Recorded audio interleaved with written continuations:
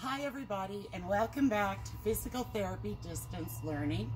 My name is Joanne Ingram, and I'm a school physical therapist for the County of San Bernardino.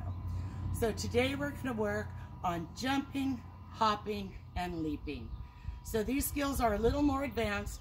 If your child isn't ready to do all of this, just stay with the first option that I'll show you. So we're outside today, and I have used some sidewalk chalk and some other items outside. But just remember, you can do these inside as well, just as easily. Just make sure you have a nice open space so your child won't run into anything. And you can make your lines or your hopscotch grid just by using tape. Any kind of tape is fine, whatever works best for you. So let's start right away. The first skill is jumping. So in physical therapy, jumping is when you take off and land on both feet while the feet stay together. So this is jumping. Let me show you from the side. Taking off and landing, both feet stay together. Hopping is when you take off and land on one foot without changing feet. So this is hopping. Okay, leaping refers to taking off on one foot and landing on the other. So this is a leap. So just so you know what I'm talking about, jumping, hopping, and leaping. So we're gonna start with jumping. On the developmental scale, the first jumping skill is just to jump in place.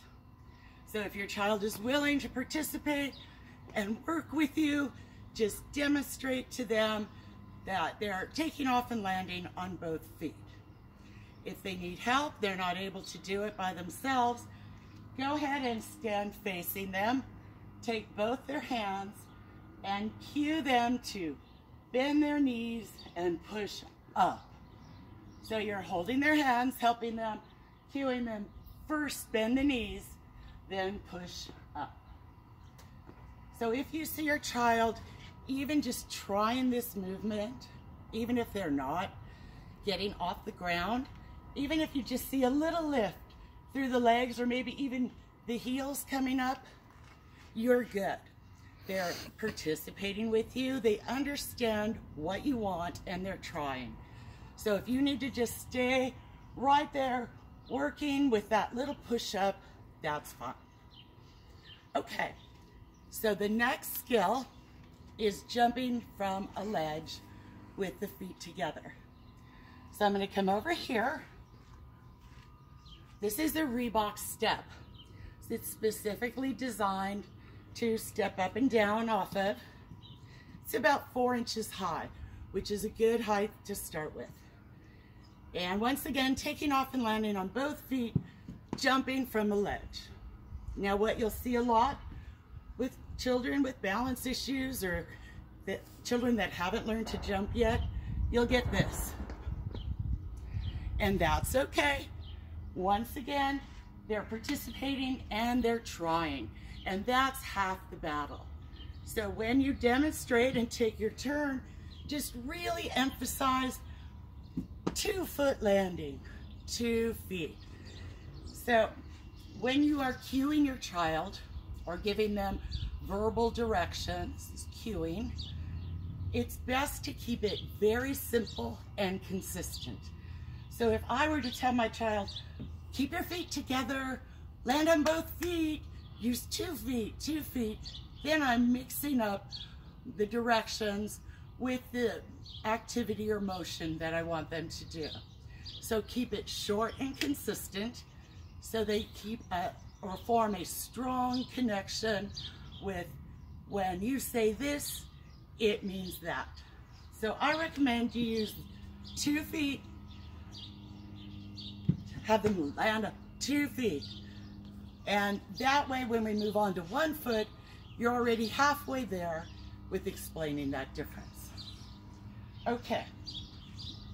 If you don't happen to have an exercise platform around your house at home, do not think that a step stool or a block of wood or a box or something like that is a good alternative. And the reason is this. If you look at the Reebok step, it has an angled edge. So the angle on the edge prevents anyone from standing on it from taking their body weight right over the edge and tipping it. So even those smaller items, even though it seems like they would work, if they're relatively light compared to your child, or they just have that straight up and down edge, if they get right onto the edge, it will tip. So safety first, don't use those items even if you're tempted to do that. What you can do, I'll come right up here. So these are just steps by my pool. So steps are typically 5 to 6 inches high. So that's a little bit higher, maybe a little bit more challenging. So because it's concrete, what I've done is just put a doormat there. So when my child tries to jump, if they fall, they have a little bit of padding. So if this is too high, you know, your typical curb or step, just look around for another ledge that's a little more appropriate to your child's skill level. I can come right up here, and here I have a ledge that's much shorter than the actual steps, and my child can jump right into the grass, which is nice and forgiving if they should happen to fall. So look around your house or your yard, find a ledge or a step or even a curb. Give them a yoga mat, a bath mat, a doormat, anything that you might have if you think they are in danger of falling, to give them a little bit of cushion. Okay, so jumping in place and jumping from a ledge.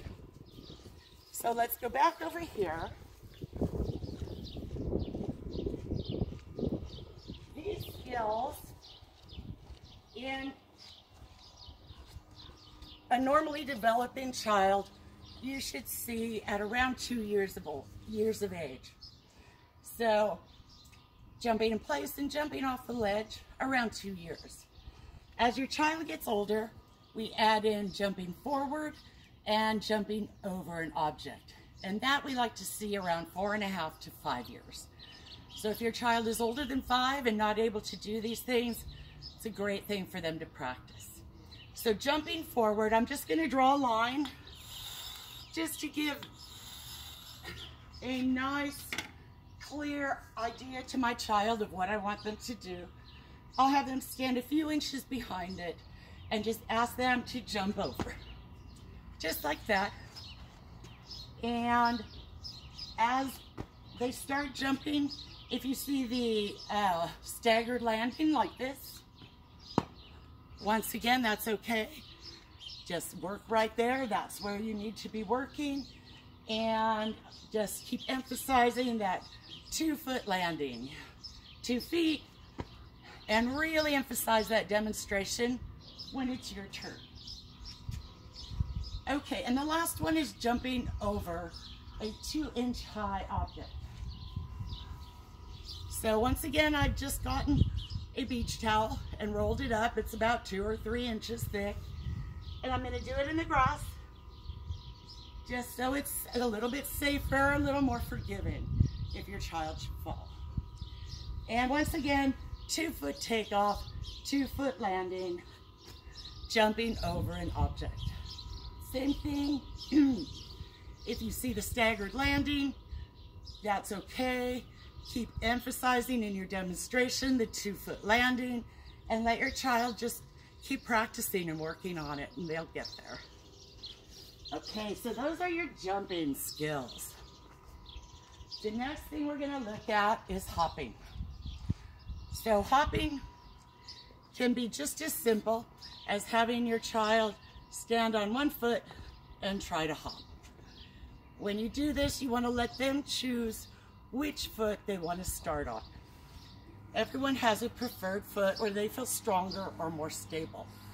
So after they've really mastered the skill, you can start working on switching to the opposite leg. Okay, also, for some children, it's a lot easier to move into it. So you can let them kind of step and get that hop going, or even start with that 2-foot position and just move into the hop. It's kind of along the lines of almost everyone can balance on a moving bicycle, but it's very difficult to balance a bicycle that's standing still. So while this is very hard for a lot of kids to do, moving into it can be a lot easier. However it works for you, go ahead and do it. Let your child work on it. If you do have grass outside or a nice soft, forgiving surface to work on, of course that's best. Okay, so now we're going to move on to the leap. So I'm going to use the same line that I drew for jumping over. And what I'm going to do to make my target marks for my child is have them start on that line and take as big a step as they can, but that's fairly comfortable and they can hold their balance. And then the mark is going to go right in front of that foot. So they absolutely have to leap if they're going to move from one mark to the other. So your starting mark can become an X, 2, to keep it nice and consistent for your child. And you're just going to have them step on one X and leap to the next. Okay. You can let them choose whatever leg they want to start on. It's absolutely fine. You can even let them step into it if that's easier for them. Okay, so we can start connecting these skills into some higher level games.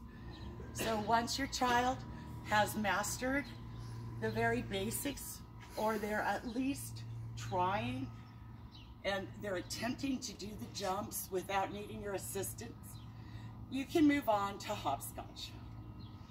So here I've just taken my chalk and drawn the classic hopscotch grid that you will see at almost every school, everywhere, all across America. So I've used a box lid to make the squares, just so it's kind of neat, but you don't have to do that. You can just draw it out freehand and let your child help. Helps to get them invested in the activity. And you could do it indoors with tape just as easily. So I've also numbered the squares just to give them that extra learning opportunity for number recognition. So what you'll see a lot when you first ask a beginning jumper to do hopscotch, they'll tend to do this.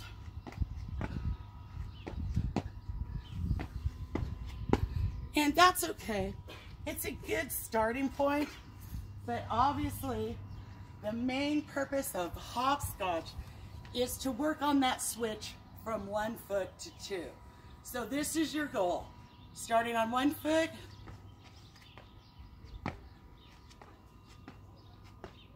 and hopping out the last 3. Now, if you're having trouble with your child insisting on putting 2 feet into those single squares, try doing your grid with X's instead of the boxes. So here, if I use X's, I can tell my child each X is 1 foot. So they only got to put 1 foot on each X. So starting here on this X, jumping on to 2. Here there's only 1 foot per X. They have to jump there and finish it out.